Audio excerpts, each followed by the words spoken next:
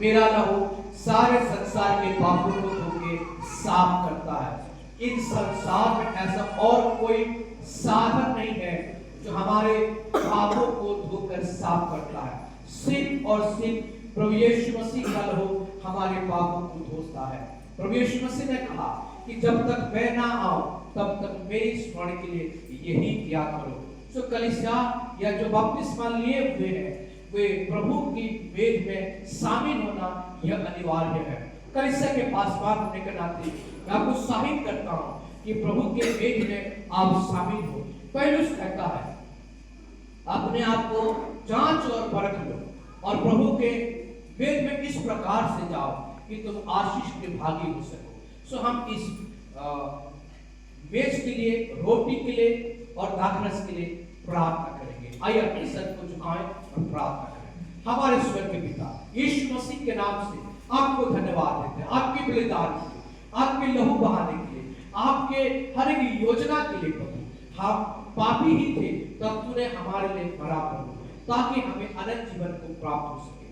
आपने हमारे उन सारे वेदनाओं को सहा, उन सारे अवस्था से गुजरा जो आज सोचने में हमारे ध्यान हिल जाता है। हम कपा जाते हैं कि कितना आपने हमारे लिए बलिदान किया, कितने सहलिया प्रभु जी। आपकी वचन कहता है आपके मुंह में थूका गया, आपके देह को छलनी की गई, आपको प्रभु जी सर से लेकर पांव तक प्रभु जी कीलों से और अनन्य तरीका से प्रभु जी दर्शन किया गया, मारा गया प्रभु। परंतु आपने एक प्रभु जी बेटा के समान अपने मुंह को नहीं खोला, सिर्फ और सिर्फ इसलिए कि आप हमें एक नया जीवन को देना चाहते हैं। आपके बलिदान के द्वारा हमने नया जीवन को प्राप्त किया है। आपकी मार खाने से हमने चंगाई को प्राप्त किया है। आपकी लहू बहाने से हमारा उद्धार हुआ है प्रभु।